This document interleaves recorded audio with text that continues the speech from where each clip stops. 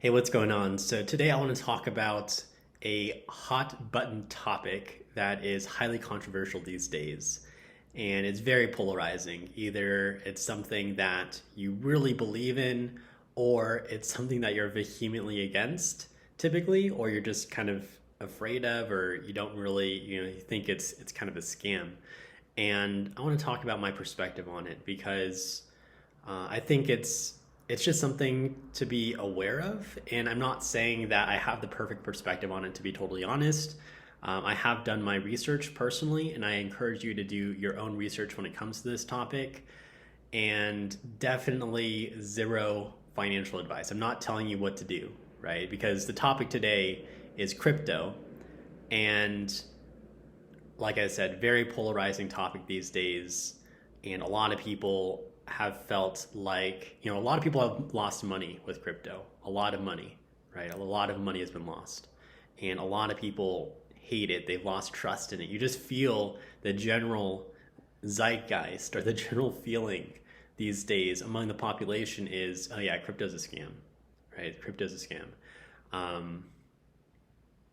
And I just want to talk about this because for me, it's something that I actually really enjoy thinking about, right? And I think it's actually really important because I think there's some things that might unfold this year, not just with crypto, but economically in general, and it all ties together. And it's just, I think, important to do your research on, right? So, like I said, I'm going to talk about my personal findings from the research that I've done, and from my knowledge of economics and how things work and patterns that have happened throughout history. And I encourage you, like I said, to do your own research and things like that. So anyway, let me go ahead and just maybe talk about, what is crypto in the first place, right? And we're not going to go into the technical details of how a blockchain works and things like that. I actually have another piece of content that I put out a while ago where I actually broke it down. It was, I think, a couple of years ago because I've been interested in this for a while. I first heard about it a long time ago when I was in college, actually, back in 2011. And for me, it was more of a theoretical application. I actually maybe for a moment thought about investing in crypto, but it was more for me an interesting application of cryptography because I was a math major in college. And we actually talked a little bit about blockchains and what's it called? When you have a public and private key and things like that, right? So the blockchain is one application of that. And I'm not going to get too much into the weeds. Basically, here's the idea. People put a lot of trust in banks, right? People put a lot of trust in banks. When I say that, basically what I mean is when you put your money into a bank, you're going to trust that you can go out and withdraw it at any time. At any time, you can go to the bank and withdraw your money that you deposited. That for most people is just a given, right? People trust their banks more than they trust most things in life. And it's really interesting to think about because when you look throughout history, banks have a history of failing. What I mean by that is there's been multiple times, many times throughout history, where you put your money into a bank and it's not safe. You put your money into a bank, there's a financial collapse or the bank goes out of business and you can no longer have access to that money. Right now, I know people are going to say there's FDIC, right? Basically, the federal government will insure most banks in the U.S. up to $250,000, like most bank branches. So that's something that was implemented after the Great Depression to protect against run on the banks. And just to explain this bit by bit. So a bank panic or a run on the bank, think about it this way. Basically, let's say 10 people put $100,000 into this one bank, right? We'll just call it the Bank of Marcus, for example. So there's 10 people, they each give me $100,000, so I'm holding $1 million total. And when they check their bank balance, they see $100,000 in each of their bank accounts. All right, so it makes sense, right? Now, let's say, so how, as a bank, do I make money? right? As a bank, how do I make money? Well, one of the main ways that I can make money is by taking that money that was just deposited and loaning it out to other people, right? Because when I loan out money, it has an interest rate, which means that if I loan out $100,000 at, let's say, 5% interest, then I'm going to receive back over time $105,000. So I've made $5,000 on that loan as a bank, like I'm the bank, right? So I loan out money to someone that wants to start a business, for example, or is taking out a home loan or something like that.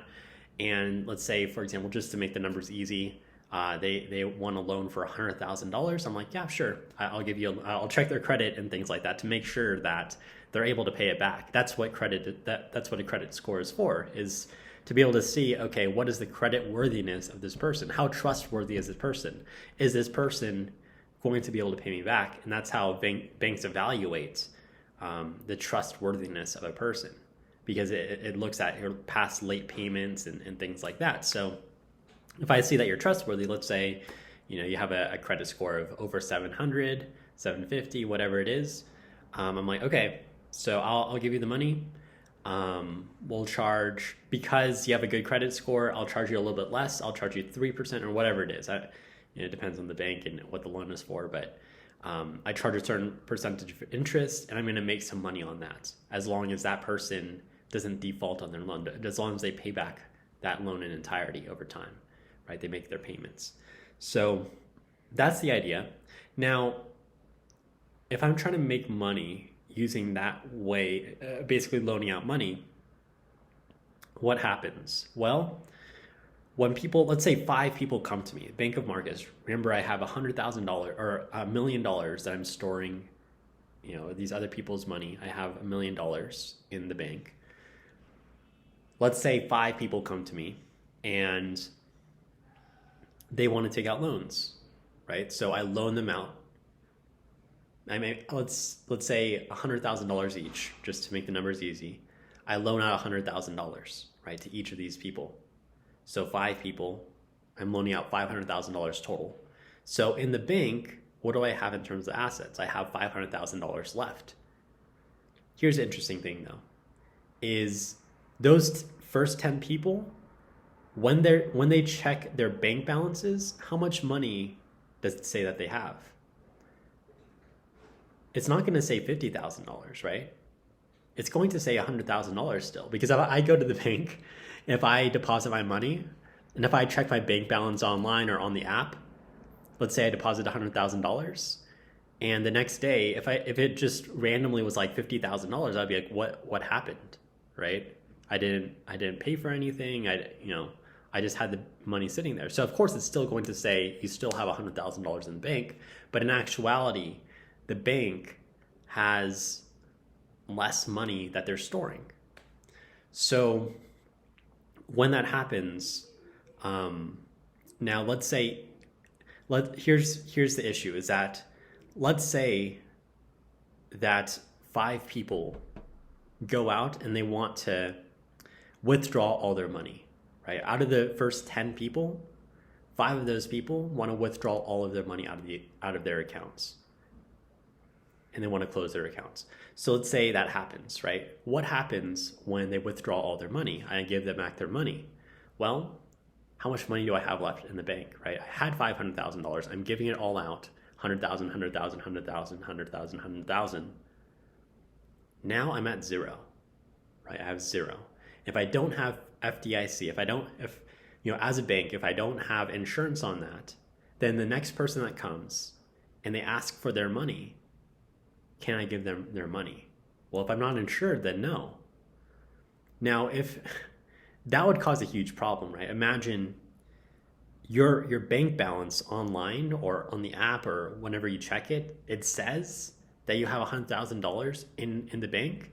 Let's say you go to the ATM and they're like, nope, you can't withdraw any money. We don't have any money, right? We loaned it all out and all of that. So that would cause a huge problem. That would cause someone to not trust that bank. And immediately they realize, wait a minute, I deposit $100,000 into this bank and I can't withdraw my money. What's going on? And the word spreads, right? they say that's what happens for them, and then everyone else finds out, and everyone else is going to the bank trying to withdraw all their money. It's like a frantic, it's like a panic, right?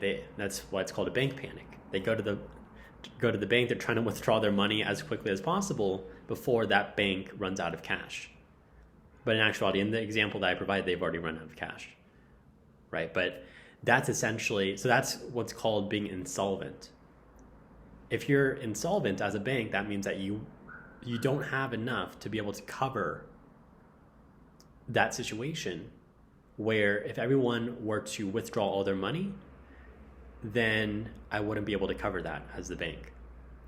So here's the thing. This is why this is really important, is because this is just how things work. And in crypto specifically, like FTX, for example, was essentially insolvent as well, because they took people's money. So let's say each person deposited $100,000. They took that $1 million and they were trying to make money on that money.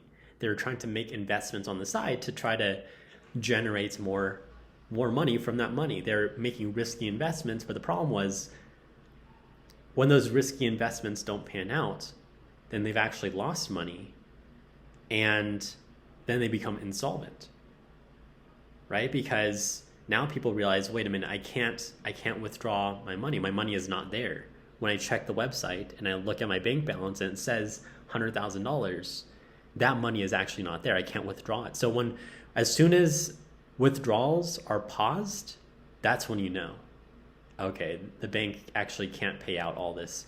So that's exactly what happened with FTX, for example, or Celsius as well in crypto, where you go to the website and I remember one day I was, you could basically go on there and you see this notice that withdrawals have been paused, right? You can't withdraw any money out of your account, and that's when you know, okay, they're insolvent, like they can't pay out the money. Now this can happen in regular banks as well, and it has happened many times throughout history. But the thing is, people have short memories, and I think a lot of times people don't understand how this works financially. They don't understand the system behind banks typically. I mean, some people do, but I think the majority of people don't really have a fundamental understanding of how this works. The fact that when you deposit your money into the bank, it's not just sitting there. The bank is not just saving it, right? They're taking that money that you deposited and they're loaning it out to other people. They're trying to make money on your money. And that's just how it works. So when they have a lot of money out, then they could get into a situation where they're insolvent. And but fortunately, everyone is not just withdrawing all their money all the time. Usually they just keep it there. And that's why the banks can do that. That's why the banks can loan out the money, is because people are keeping the money in there. Like, I'm not going to usually go out and just, I'm not going to deposit $100,000 and immediately spend it all the next day or immediately withdraw it the next day. I'm usually going to let it sit there for a while. And over time I spend it. And as long as that spending is gradual, then the bank can account for that, right?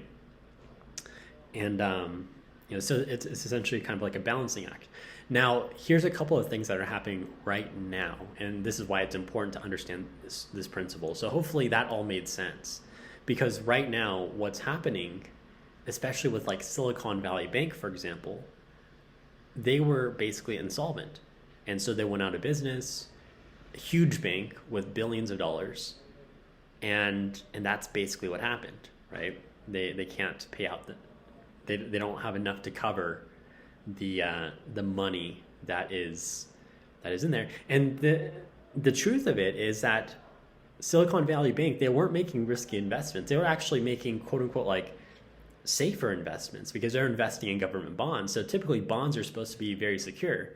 But here's the problem, is that during the pandemic, for example, during that period of time, the government was trying to stimulate the economy because they were trying to avoid or basically postpone or mitigate the effects of a recession, right? They wanted to help stimulate the economy. So one monetary tool that they can do, one tool in terms of monetary policy that they can use, is they can lower interest rates, right? Lower interest rates.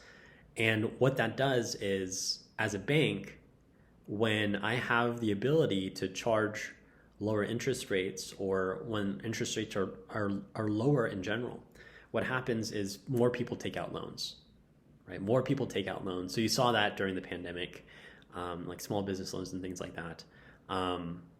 But when more people take out loans on a low interest rate, what ends up happening is people have more cash to spend. And when they have more cash to spend, they'll go out and spend it. It increases the velocity of money, basically meaning the rate at which money changes hands. And people are spending more money, and that stimulates the economy when there's a standstill. So that's basically the idea behind it, right? And so with Silicon Valley Bank, what happened was they were invested in bonds, but the government raised interest rates because it looks like we're coming out of this recession. And here's the issue is that when you lower interest rates, because you might be asking yourself, why don't they just do that all the time? Why don't they just constantly stimulate the economy? The problem with that is, number one, it increases money supply, it increases inflation. And another issue, so number one, that basically decays the value of the dollar, or decays the value of the currency, right? So that's one issue that can come up. And another issue is it forces the government to take on a lot of debt, right? So I think it was like $9 trillion in debt that they're in debt by like $9 trillion, and they're trying to reduce it down to like $8 trillion or something to that effect. Don't quote me on those numbers, take a look for yourself, but one process they're using is just tightening it up, right? Tightening up the money supply and raising interest rates. And when that happened, Silicon Valley Bank, they lost a lot of value on those bonds, right? They lost a lot of value on those bonds, and that created a situation where they became insolvent, right? And that's why they went under. Now, here's something really important to consider is typically throughout history, when there has been one financial institution, one major financial institution that's gone under like that, typically the rest will follow gradually over time. Not just gradually, it usually happens at an exponential rate. So it's usually like a couple of blips, right? A couple of big banks, or not even just big banks, but banks in general. A few banks might go under, and then you see more and more and more, and eventually it's just a mass panic, right? Or people, they're losing trust. They're thinking like, oh, I just saw that bank go out of business yesterday. I wonder if my money is safe in the bank that I have. And then more and more, like each day, you see more and more banks going under because, like I said, when that happens, when people start to lose trust in the bank, they're going to go to the bank and try to withdraw all their money, right? They're going to try to withdraw all their money, and that way they don't lose all their money in the bank. So that's the issue, right? That's the issue. And this might happen very soon. It's entirely possible that there might be more financial institutions in the coming days that start to go under in the next few months. And there might be more and more and more. It might create a lot of momentum behind that. And so people are going to be, probably withdrawing their banks or withdrawing their money and looking for other ways to keep their money safe. This is where crypto comes into play. Crypto was meant to be a solution for this. In case, I think a lot of people don't understand this, right? A lot of people think that crypto is some scam to try to make money, right? Crypto is like some scam where people are trying to make money off of it. They're trying to get people excited. No, the fundamental technology behind crypto is it allows you to be your own bank, right? It allows you to be your own bank. This is the first time in history this has ever been possible, aside from the fact that maybe you just keep all your money in cash, right? I mean, I suppose you could do that. But this is the first time in history where you can actually keep your money for yourself in a digital form. So, and you might be wondering, how does that actually work? How is that even possible? That's the idea, though, is crypto is the only has been the only solution where you're able to keep your money secure, because it uses blockchain technology. Like I've explained this before, like blocks and hashes and things like that. It's essentially like public key cryptography. That's the idea, and it uses that technology in order to secure your money, to keep it safe. And that means that when you have your money and you store it in your wallet, in your crypto wallet, aside from the fact that right now I think there's still some issues with security where people are trying to, people can hack into your wallets, and you could get a cold storage wallet, for example, but even that can have some issues. But it's becoming more and more secure. I think people are finding more and more solutions. I think that as this technology advances and as people get more trust in crypto, and this could actually be the catalyst, is when all these financial institutions are going to go under, people are going to think to themselves, okay, where can I put my money then?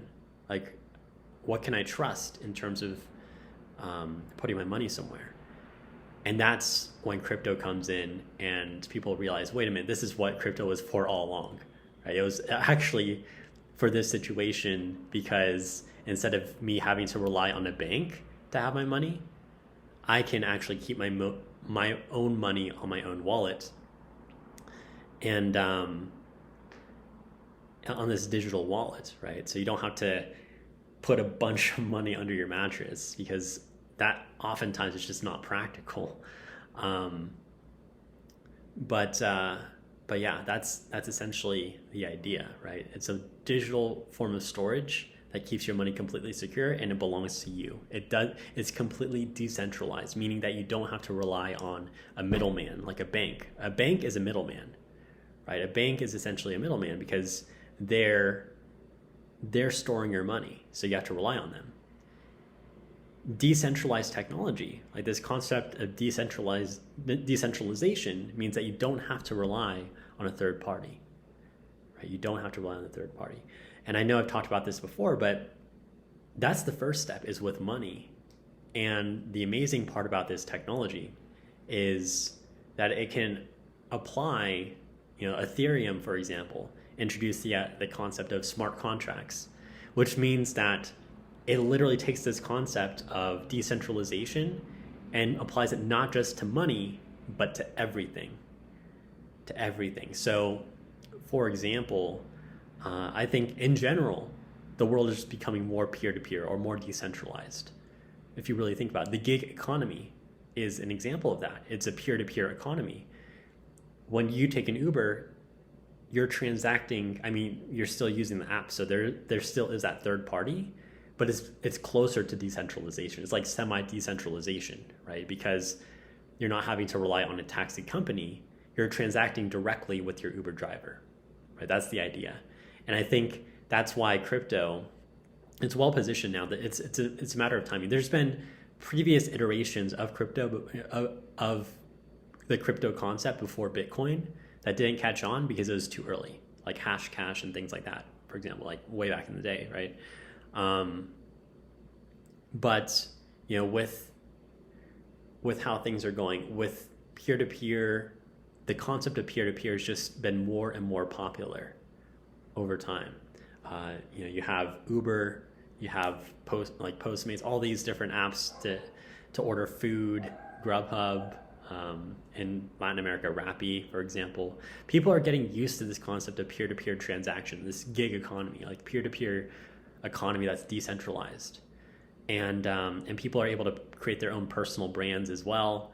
Now there's DSO, and this was one of the places that my mind went to when I first heard about blockchain and crypto and decentralization. I was thinking about how this could actually be something for social media as well, especially now with the cancel culture, right? Especially now with cancel culture, where these platforms can censor you, they can cancel you.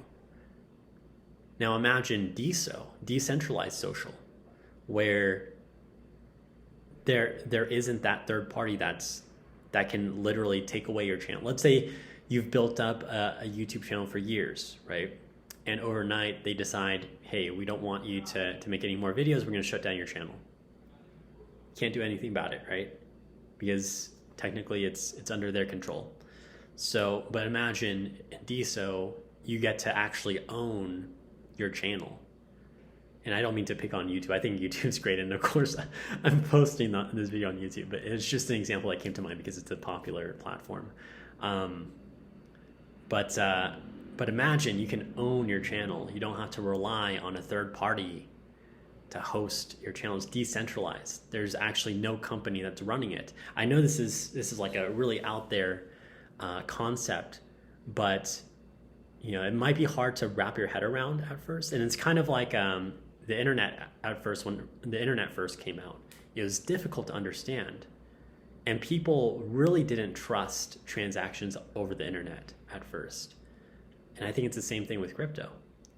I think first of all, it's a little bit difficult. It's like a level of abstraction higher than we're used to, but eventually we get used to it.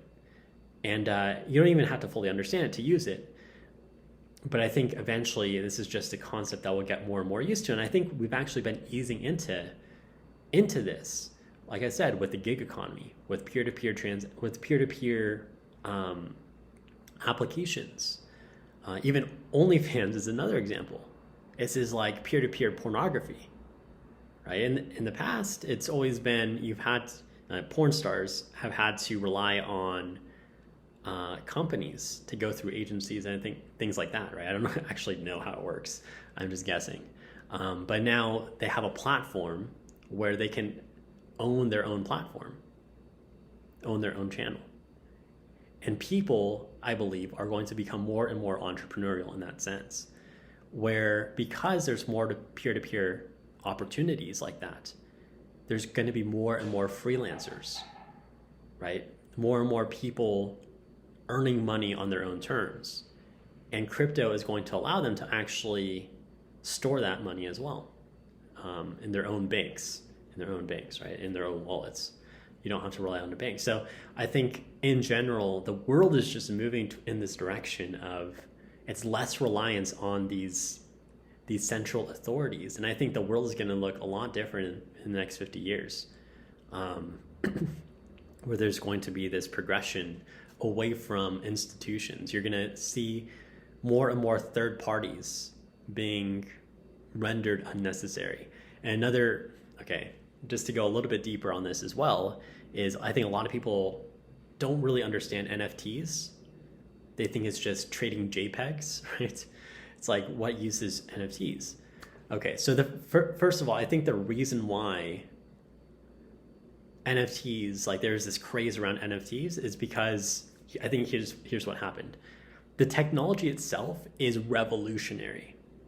NFT technology is revolutionary. It changes so many things that people don't even realize yet, right? Because NFTs is essentially a way of having intellectual property be your own, where you don't have to rely on an agency.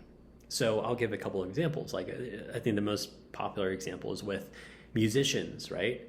Traditionally, if you're a musician, you have to go to an album or a record label to produce an album, and that's just how it's been. So you have to rely on these third-party agencies. It's hard to produce a record on your own because it's hard to protect the copyrights and things like that. Now with NFTs, it gives you the ability to make it so that you can put out your own pieces of art. You can put out your own music, you can put out your own art, and you totally own that. And it actually allows you to earn royalties. I'm trying to explain this in the simplest possible way. You can earn royalties on your work without needing a third party, right? So you can literally put it directly out to the market, and it's fully protected. There's no... I know there's Napster and LimeWire back in the day, right? Where people are stealing your work. And here's the thing is with NFTs, it makes it so that that's not possible. I know you're probably asking, okay, how does that even work? Like, how is that possible? Like, if I download this JPEG, if I download this, can't I just download this JPEG or screenshot it? But the fundamental technology of NFTs doesn't allow that to happen. And like I said, it's a bit complex. We could go into the weeds, but essentially the idea is non-fungible token. Non-fungibility basically means it's unique, right? If it's not fungible, it's not tradable.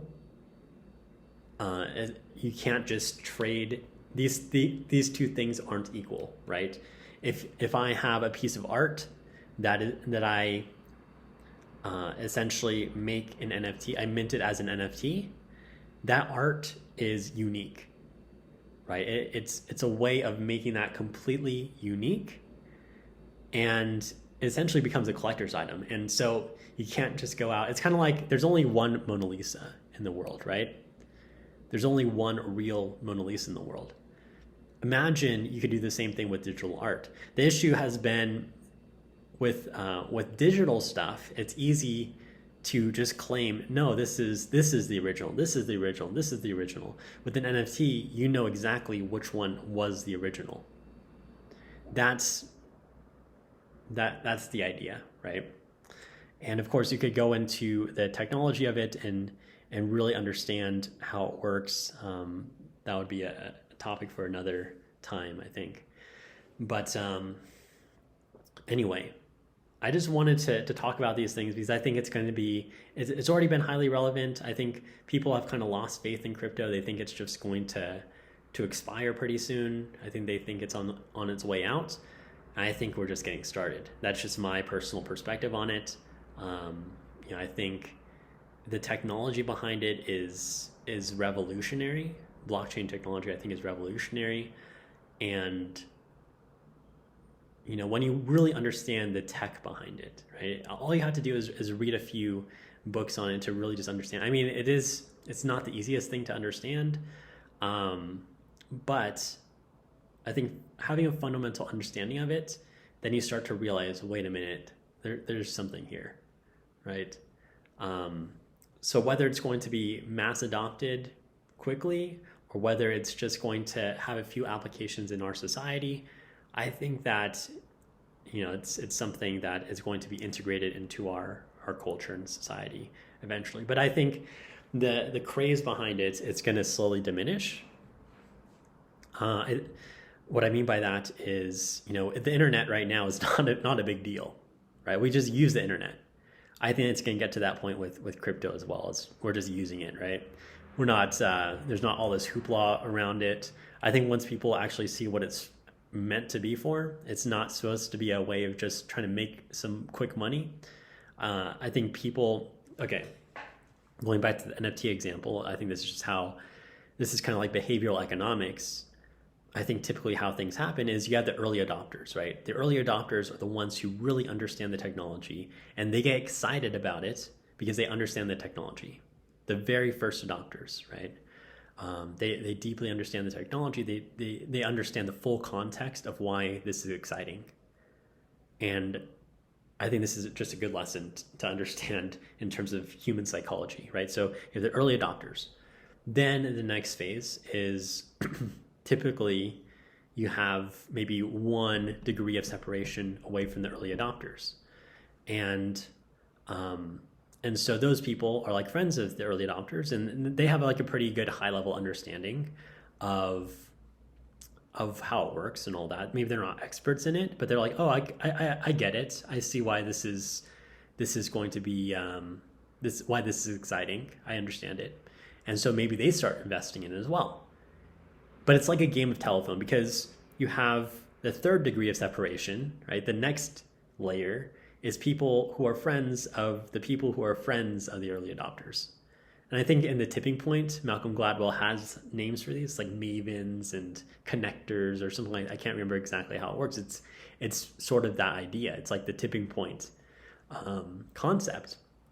And so you have the 3rd layer, and each time the message gets a little bit more distorted. It's like a game of telephone, right? You start with one person. You have a line of people. Let's say you have a line of 10 people, and each person, there's a message that starts on one end, and as it gets passed along to the other end, the message is completely distorted. And so by the time you get to the fourth layer and the fifth layer and the sixth layer, people don't even know why crypto is exciting. They said, oh, so maybe the third layer, like I said, they might have a general understanding, but they don't totally get it, right? Because the second layer person, like, they didn't totally understand because they're not an expert in it, but they do understand why it's exciting. But the third layer is like, they have an even more ambiguous explanation or reason why they find it exciting, but they can tell the other person's excited about it. So they're like, oh, I should be excited about it. And then you have the next layer of people. It's like, okay, I don't even know why this is exciting, but it's exciting. It's exciting. And then word just kind of spreads. And I think that's how it happens, right? So I think that's what happens that's what happened as well, is people got excited about it, but they didn't even know why they were excited about it. I think they thought, this is the distortion in the message, right? I think the first layer with NFTs, for example, they're like, okay, this is revolutionizing intellectual property. This is technology for us to be able to do that. You have this end where people are like, okay, well, I think NFTs are exciting because I see that they're going up in price, so it's a way of making money. That's how the message got distorted. Same thing with crypto, right? Crypto, the first layer, they see the value in the blockchain. They see that, look, this is a way, this is something that's never been done before. This allows peer-to-peer transactions that are completely decentralized, where you get to own your own money if it's cryptocurrency, or if you're using smart contracts, and you're able to transact directly with the other person without a third party in a completely secure way. And so that's the first layer. And now you look at the other end. What are these guys talking about? So like I said, you have a line of people. First layer, early adopters, they're talking about the technology. You have the people over here that are talking about, oh yeah, we could make a bunch of money in crypto. Let's find a way to make money with crypto, right? I see the prices going up. These are the speculators.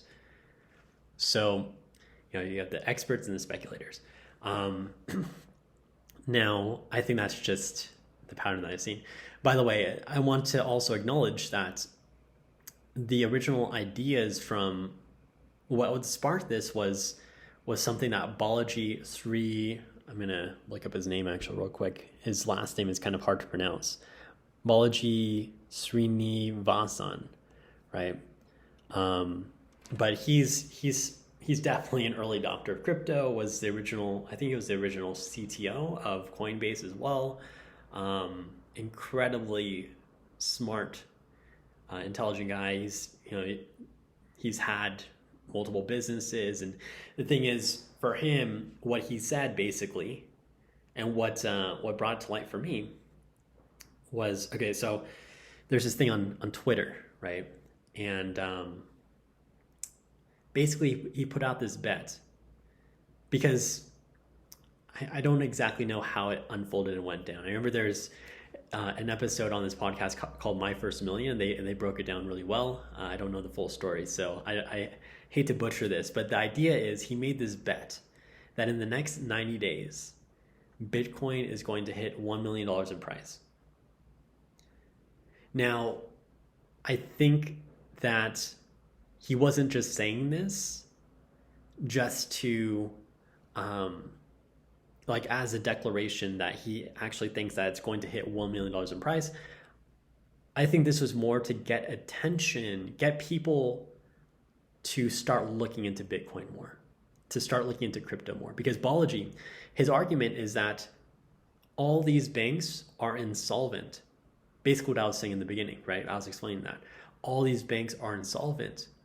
What's going to happen over the next few months or the next year or even the next couple of years, there's going to be a moment where these banks are going to go under, and people are going to look for a place to put their money in, a place that they can trust. And a lot of times real estate is inaccessible for a lot of people, right? They just don't have the net worth to be able to take on a mortgage or to buy a house. So, but crypto is accessible for everyone. It's accessible for everyone, and it's a way for people to own their own money where they don't have to rely on financial institutions. And I think once the bank run happens, or once the bank panic happens, that's when people are going to find out about it and really understand the practical application of crypto, like what it's actually for. Because it's a way of not having to rely or trust banks. They call it trustless. That's a term in the crypto community, right? It's a trustless system.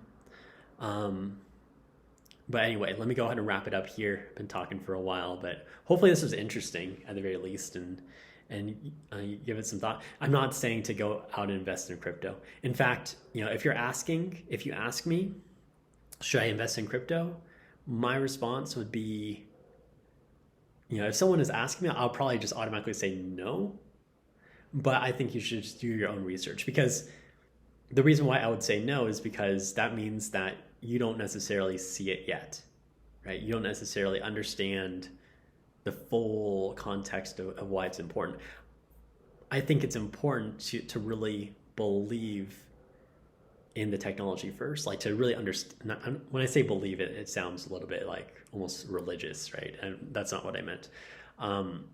You have to have a good understanding of it first before you don't want to invest in things that you don't understand, right? So you could even just read a couple of books on it. Honestly, there's one book in particular that for me was not super technical, so it was relatively straightforward to understand, and I thought it explained the history of crypto pretty well. And I'm trying to remember exactly what it was called. I think it was The Infinite Machine. Let me go ahead and look it up really quickly just to make sure. Yeah, The Infinite Machine. I'm surprised I remember that name. Yeah, The Infinite Machine. Basically the story behind Ethereum, but I think it provides a good explanation of why or how this technology works. But like I said, don't go out and invest in it if you don't understand. If you're asking me whether you should invest in it, then keep looking into it if you want to. If it's something that you find interesting, keep looking into it, because you'll get to the point where you're like, okay, I want to do it, right? So anyway, I'll go ahead and end it here. Talk to you later. Take care.